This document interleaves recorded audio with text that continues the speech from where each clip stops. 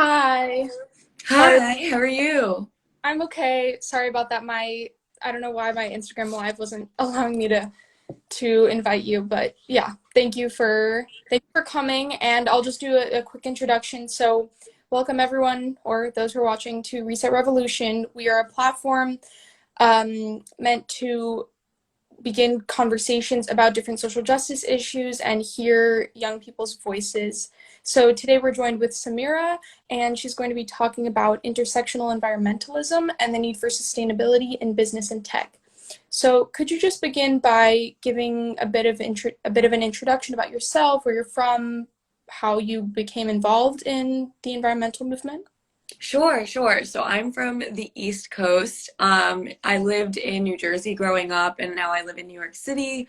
Growing up, my family always cared a lot about the environment, but more in practical ways. I was always told to not waste water, to turn off the lights, things that felt very second nature. But as I got older and cared more about sustainability, our house had solar panels. So as I got older, I got more interested in college. I worked at the World Wildlife Fund, and I started to find ways to integrate sustainability directly into my jobs, but I never necessarily took on sustainability roles. I was always doing sustainability within the jobs that I already had. Mm-hmm. And so then I went back to school and I studied at Parsons School of Design. I studied strategic design and management. And that program was really about how we can solve 21st century issues like social impact issues, climate change, human rights issues through just innovation, thinking differently. And my projects and my theses always focused on sustainability. When I graduated, my thesis was all about people at different stages of sustainability and how we can transition people who feel like beginners, might not want to get involved, into feeling comfortable living sustainable lifestyles. So it's a little bit about me. That's great. That's great. So, when we talked about the different things that you're interested in, you mentioned this idea of intersectional environmentalism. So, just for everyone watching, and even for me, could you give a bit of an overview of what intersectional environmentalism means to you and why it's actually important in the environmental movement? Absolutely. I mean, to me, it means that so many different issues that we see as important in this world, whether that be human rights, whether that be people living in drastically different states of the economy, like being very, very poor, all of these different things are affected by climate change. And it's important to recognize that in every single space that people are struggling or people can find help, it is affected by the planet. The pandemic was affected by climate change. All of these different things are things to come into consideration. And I think why it's really important to me is because I think oftentimes people find different ways into the climate movement. They find different ways of connecting with sustainability or climate change, or it's important to find that one issue that means a lot to you. And I think intersectional environmentalism is a great way to understand that no matter what you do, underlying that is an element of the climate crisis, and finding how you can advocate for that through the lens of what you really care about Mm-hmm. is really powerful. Mm-hmm. And how does intersectional environmentalism fit into the larger environmental movement? Is there often pushback from people, or do certain people not understand the concept and are reluctant to embrace it? I think if anything, it's a really inclusive part of the movement that really tries to bring as many people in as possible. I Mm-hmm. think that a lot of times there isn't necessarily pushback against it. I think it's more of an education about what it is and how people can really get involved with it. Mm-hmm. Um, I would say that people are really receptive to the idea that climate change is an issue that affects everybody in every single way, and it's just a matter of learning how can I help and not being scared of it, and dealing with eco anxiety and the effects of like how big that really is. When you tell somebody, oh, this is an issue that touches every other issue and affects every single thing in the world, that can be really anxiety inducing. So if anything, I think it's just opened up some really honest conversations about how we deal with it too, and humanizing an issue that feels kind of out of our control, which is wonderful. That's true. And I think by acknowledging the connections between climate change and other social issues, it, like you said, it gives people an opportunity to take action, because really in advocacy space or just in everything, there's some connection to it. So you don't have to be just involved in the environmental movement to help the plan and take action. Yeah. Absolutely.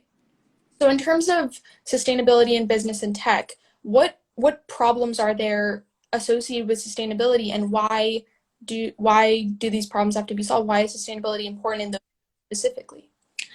Well, I mean, I think specifically within the business field, it's definitely important that businesses are really conscious about their decisions, because their decisions are multiplied hundreds and hundreds of times across every product they make, across every service they provide. And I think the magnitude of that scale and understanding that we have the power to make our individual choices and hopefully motivate the people around us to make better collective decisions. But at the end of the day, there's so many things that are out of our control.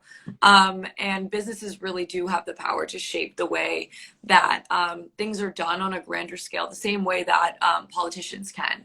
So the same way that we really have to fight for better laws and for better policies, that those policies will affect businesses the most. Mm-hmm. And aside from just fighting politically, the other way that I see to take action is employees internally really speaking their mind, pushing back, because I host a podcast called Environmentenlist, and a lot of times I interview CEOs and people who work at large organizations that are working in the sustainability space. And one of the things that they will always tell me is that people that are higher up at companies are afraid of their employees being dissatisfied and quitting, essentially. And the more that climate change becomes an issue, the more people want to work for companies that are doing good, that they want to work for companies that they believe in. And beyond that, it's just the right thing to do to create a sustainable business that's going to last. It's also hugely beneficial to a business to create less waste. It costs less money. There's so many ways that running a business sustainably can be really profitable too. If we're thinking of it in terms of like the systems that we live in and capitalism and all that, there's definitely ways to run a sustainable business and it make a business better. So all of those things considered, I think that for me, business has just become the avenue through which I can see making that collective change versus just my own personal individual change. Yeah. And with tech specifically, and like the production of products that now in the 21st century are accessible to some extent to most people around the world, even people in the lowest income countries are buying phones or buying technology that often is really bad for the environment. So specifically with tech and the production of these technologies, what problems are there, and is there a way that they can be solved? Yeah, absolutely. There's just a life cycle on products when they come out. A lot of times there's pretty much a expiration date on every iPhone, and it's a problem because a lot of these technologies that are coming out, they're meant to be replaced, and companies aren't always designing them with the intention of them lasting forever. So that really results in, especially like countries that don't have the opportunity to have these really robust recycling systems, or like they can't afford to like dispose of their devices in the proper way. It's unfortunately affecting them even more, because then those technologies are going to be broken down. A lot of tech products have lithium in their batteries. It's really, really bad for the environment, especially when it goes into like water streams. Then it has really big health ramifications. So it's actually really sad, because these companies that do design products that aren't meant to last for a long time are actually really directly impacting the health of the communities that they're creating products and pushing them within and selling them at a lower price for. So really the first thing is for companies to start designing products that are going to last a very, very long time. Mm-hmm. And is that possible? Has it started being done anywhere, or is it sort of one of these things that a lot of companies will talk about, but it's not a practical option for them? I definitely have seen innovation in the tech space for sure. I definitely have seen companies committing in different ways. I think that it's complicated because when you talk about sustainability in business, it's really easy to say, like, like that's a one-stop decision, but there's so many decisions a company could make that could mean, changing the way that they have their data centers built. It could be changing one vendor in their supply chain that makes a really big difference for emissions. Maybe they're focused on going net zero. It could mean the cloud. It could mean so many different things that they're doing in relation to like sustainability in tech, but they all have different levels of impact and different realities for what that'll actually mean for a consumer or a product. And as a consumer, it can be hard to distinguish whether that means it's like truly making a large difference, or it's just great that a company is trying. Yeah. And I guess to people who are watching and trying to understand, like my number one advice is always like, don't be afraid to ask a company questions, like put pressure on companies to have answers ready for you as a Yeah. consumer. Because that's the only reason, the only way they're ever going to come up with those answers and try to change. That's true. That's really great advice. And also, I think, yeah, because a lot of countries can just stick a sticker on their packaging that says this is sustainable, but what does that really mean? So I do think that companies really need to be ready to prove how their products are sustainable. So, on a more optimistic note, what hopes do you have for the future of sustainability in business and tech and just the environmental movement in general? Yeah, I mean, I mentioned that there are so many different ways to take on sustainability. And on one hand, yes, it's hard to distinguish the impact of some of those solutions, but I think I'm really encouraged by the innovation that's coming out of the space and how creatively people are thinking about what it means to be sustainable. I think there's a huge debate around what sustainability even means anymore to people. I think consumers are oftentimes confused, and greenwashing has people really, really jaded. But I think that we are getting to a place where there's actual technology that's coming out that is just clearly better, and it's a lot easier to educate people on like the tangible better things about certain products. And that makes me really happy, because I think that creating that clarity between a consumer and a business is really what's going to encourage people to actually invest in things that are sustainable. People need to believe that what they're buying is actually better, Yeah. that it's going to last, that it's actually going to provide them value personally. And I Yeah. think right now that's not always the case. Mhm. So I am really excited to see that kind of evolve. And I'm also just excited about the different business models that are coming, what it means to be sustainable, evolving into shared value, into like creating spaces where multiple businesses are running at once. Those are all different ways of sustainability and defining sustainability differently that I'm also excited about. Yeah, great. And also, we have one question from someone who asks, are there regulations for products when they go to the quote grave? When they go to the grave, like when they're being disposed of, I guess. I'm assuming that's what that person meant. Yeah, absolutely. So when they go to the grave, I guess it really is up to the company and like their relationship with their vendor.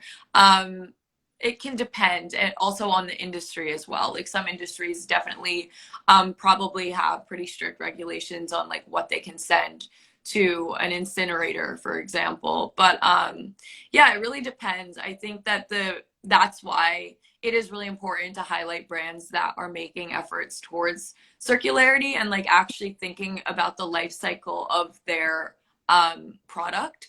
Hmm. So that's something that's super important for brands to care about when their product is disposed of. What's happening to it is something I think a lot of companies have disregarded for a really long time. And now you're seeing more and more, especially in the clothing space, people starting to create programs where you can do give backs and maybe get credit. There's some wonderful programs. There's For Days, Thousand Fell, and Mate the Label. They all have give back programs that recently started. And you can really tag a product, see where it goes from the time that you buy it to what's going to happen to it after you donate it back. You can get credit, shop again. So there's different models like that that are really starting to like gain traction. And it's important to like I guess give a platform and give a voice to those brands, even if you're not buying from them. Yeah. Just giving a voice to them, because they really are working hard to create those alternative solutions that are better. Yeah, I know Apple has a system where once you buy like a new laptop or something, you can trade in your old one.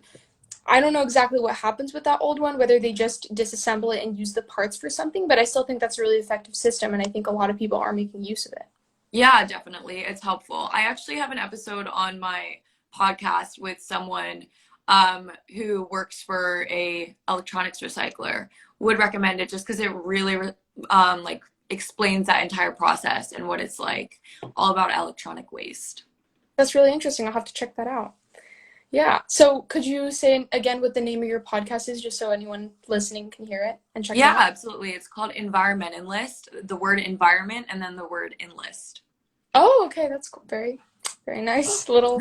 Okay. All right. Well, thank you so much for joining us today and sharing your expertise and your different thoughts. And yeah, if everyone could go check out your podcast, your Instagram account, and yeah. So thank you so much for joining.